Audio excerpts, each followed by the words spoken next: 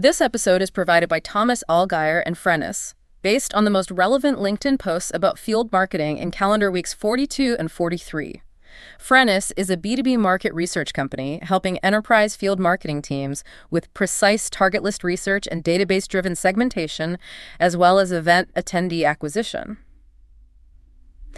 Welcome back to the deep dive.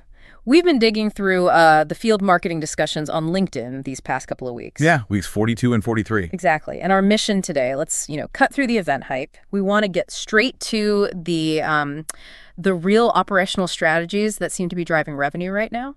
That's right. And it's actually pretty fascinating how quickly the conversation shifted. I mean, really pivoted. Mm-hmm. We're not really hearing debates about, booth colors or how good the coffee was. Right, the superficial stuff. Totally gone.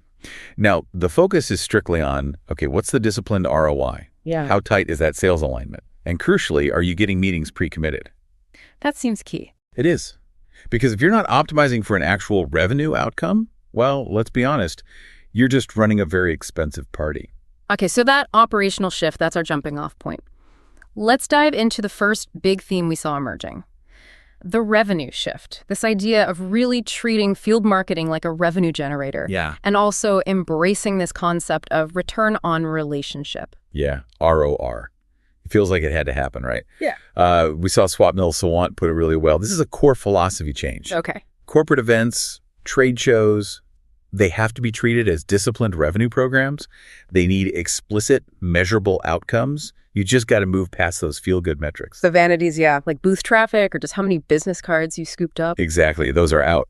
Instead, you're optimizing for things like pipeline acceleration, actual sales cycle impact, Perfectly. the quality of the opportunities. And speaking of vanity metrics, this is where it gets really interesting. I saw Horacio Rilo shared some pretty staggering data analysis. Oh, yeah. What was that? It showed that something like 92% of B2B event leads, they lack actual buying intent. 92%. Wow. Yeah. That's a brutal number, honestly. And it really confirms that the problem isn't just, slow follow-up after the event. Right, it starts earlier. The fault starts way earlier with an initial optimization strategy. If you're optimizing purely for volume, for contacts, you're basically just collecting 92% noise. So the immediate takeaway for a marketer listening is focus your budget on the 8%. Pretty much. Focus on the 8% who might actually buy, not the 92% who are just, walking around scanning badges for a free pen. It forces you to optimize for identifying problems, not just scanning badges. Exactly. And that naturally leads us to rethinking ROI beyond just the financial figures. Okay. I saw both Sabine House and Lindsay Warren talking about this. They highlighted the need to track emotional ROI alongside the traditional stuff. Emotional ROI. Tell me more about that.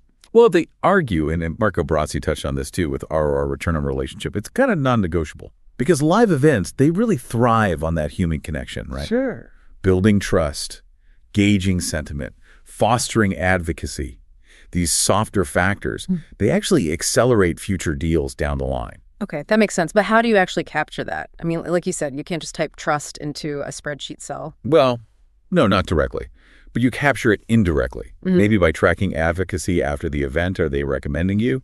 You measure the speed of the deal cycles for people you met there versus those you didn't. Oh, okay. Or you could use sentiment analysis on post-event surveys. It's more about recognizing that the event's main job might not be closing that deal right there, but maybe building that rock-solid relationship that makes closing a deal 6 months later much easier. Got it. And then on the pure financial side, Steph Pennell offered a pretty neat framework. It was sort of a dual approach. Oh, with that? She suggested measuring ARR impact on your existing customers first. So that's your retention, maybe expansion success from the event. And then also tracking the potential ARR from genuinely qualified prospects, the ones who showed real buying intent. Right. Both sides of the coin, existing and new. Exactly. You need to account for both. And look, if you can't map those things out, Lance Newton kind of summed it up perfectly. He basically said, you're just running expensive field trips. Instead of focusing on real pipeline, real revenue, real growth, and that need for accountability, it leads us right into how you stop gambling with that budget. Which brings us perfectly to our second major theme, pre-event motions and sales alignment. This is all about the operational stuff you do before the show to de-risk that big event spend. Yeah, because acting early seems to be the only real defense against, well, wasting a lot of money. Ariel Levin was incredibly blunt about it. What did she say? Basically, investing, say, $50,000 in a booth without having pre-booked meetings logged in. That's just gambling. Rolling the dice. Completely. You're just hoping the right people stumble by your booth. The successful strategy, she argues, is securing guaranteed conversations with your qualified ICP targets, like 4 to 6 weeks before the event even starts. And with year-end approaching, Mohsen Siddiqui really drove home the urgency here, especially for Q4 planning right now. Oh yeah, clock's ticking. His point was, talk doesn't grow pipelines. Action does. So, November. It needs to be about sending those messages, getting on calls, locking in those crucial meetings before everyone checks out for the holidays. But, okay, to actually do that effectively, you absolutely need sales alignment. And that seems to be where things often fall apart. The classic disconnect. Totally. R. Stefan Dieren pointed out that way too many CROs kind of let events just turn into glorified happy hours. Ouch! Yeah, and it's because there's a total lack of strategic pre-event planning. And if there's no plan before, there's definitely no plan for driving velocity after. And that friction point often comes down to the MQL versus SQL handoff, right? That old chestnut. Always. Kayla Drake tackled that one head on. She said, look, the disconnect isn't always about the lead quality itself. Okay. It's often that marketing just fails to properly qualify the lead, or crucially, fails to provide the necessary context when they hand it over to sales. Ah, the context piece. So what's the fix? Well, it's procedural, really. First, everyone needs to agree on what qualified actually means before the event. Get sales and marketing in a room. Define it clearly. Yes. And second, ensure that sales gets context-rich notes with that lead, not just contact info. Sales needs to know, what did the buyer ask? What problem did they mention? What's the logical next step? Give them the conversation, basically. That makes total sense. Yeah. Now, this theme of financial accountability and getting sales involved, it led to a really provocative suggestion from Elizabeth Malson. Oh, yeah. What was that? She actually suggested that, at least in some sectors, like maybe medtech, the trade show budgets, they should actually sit under the sales department. Oh, okay. Yeah. Under sales. Yeah. Her argument is that the ROI is so often measured purely by sales meetings held. So putting the budget there forces better alignment of all the spend headcount, travel, training directly with those measurable sales outcomes. That's a pretty huge structural shift. I can already hear some marketers pushing back on that one. Oh, for sure. What do you think the main counter argument is, giving sales that entire budget? Well, the big risk is that you might end up deprioritizing the longer-term brand building. Market penetration goals could get sacrificed for purely short-term meeting targets. True. Brand versus immediate pipeline. Exactly. But Melson's point is still powerful if the event's primary measurable function is setting those meetings. If that's the goal, putting the budget there enforces discipline. It makes it way harder for marketing to justify spending on activities that don't directly lead to those meetings. Yeah. It's definitely an interesting governance model to think about. It's definitely food for thought. Okay, let's move on to theme 3. On-site execution and creating an intentional experience. So you've done the prep, you've hopefully got some meetings booked. How do you make those few days on the actual show floor really count? Well, the advice here shifts dramatically again. It moves away from volume and goes hard into quality. The consensus seems to be, design your booth entirely around those scheduled conversations. Forget the theatrics aimed at just pulling in random foot traffic. Quality over quantity again. Ashley Nelson was really hammering that home. She was. And Dave Childs added a great point. You don't need more leads, you need better filters. Filters, okay. How? Your team, the people actually in the booth, they need to be trained differently. Trained to ask questions right away that filter for things like timing, budget, authority. Qualify quickly, don't just chat. Right, get to the point faster. Chris Dunn had an observation that really resonated with me. He used this analogy about taking a standard architectural tour. He said, a really engaging tour guide can turn something potentially dry into an unforgettable, memorable experience. Okay, I see where he's going. And he said the exact same principle applies to booths. The design might attract someone initially, but it's the experience you create that actually captivates them. It has to be intentional, maybe engage multiple senses, build some actual memory points. That intentionality piece feels like the new core metric for on-site. Martin Fretwell argued pretty clearly that all the ROI mechanics in the world won't work if the actual attendee experience is just poor. Right. If it's a bad experience, who cares about the ROI calculation? Exactly. You need an attendee-first model. Yeah. And interestingly, often the value isn't even the sales pitch itself. Andre Luck observed this, especially for B2B sports events. Sometimes it's more about who else is in the room. Ah, the networking aspect. The curated peer connections. That can be the main draw, more than any product demo. And we're seeing some really cool tactical shifts in event formats to try and drive that intentionality. Alex Adkins noted a few trends. Like what? Things like shorter, smarter agendas respecting people's time. Wellness integrations are popping up, like Seismic had a wellness lounge at an event. Oh, interesting. Taking care of the attendee. Yeah. And more curated connection opportunities replacing those huge, unfocused networking mixers. Like Pavilion's Women's Summit was mentioned as a good example of focused connection. And even the venue choice itself is now part of that experience metric. Liz Cordell-Aguilar shared something interesting there. What was that? That venues with really distinct, Instagrammable features, they can actually see up to 40% more social media mentions. Wow, 40% just from the venue aesthetics. Apparently. It directly boosts satisfaction and loyalty just by giving attendees something cool and shareable. Little things matter. Okay, before we move off the physical space, for everyone feeling that budget squeeze, Rebecca Carmody offered a really smart tactical hack. Oh, yes, the modular booth design. Exactly. Tell us about that. Yeah, and this isn't about those cheap-looking pop-up banners. We're talking about properly designed booth elements that are made to be reused and reconfigured for different shows, different footprints. Flexible. Very.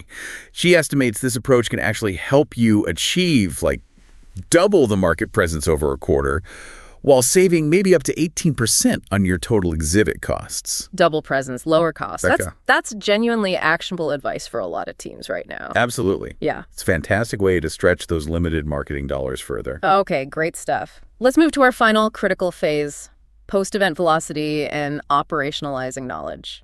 This is arguably where so many field marketing efforts just lose all that built-up pipeline momentum. Yeah, the dreaded post-show drop-off. The only thing that seems to work here is rapid, context-driven follow-up. That's the mantra. Rapid and context-driven. The goal should be triggering same-day, if possible, value-led follow-up.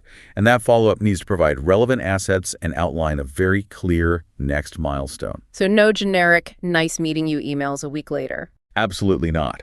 Ideally, follow-ups need to hit inboxes in less than 48 hours. And they must be context-driven, referencing the actual conversation.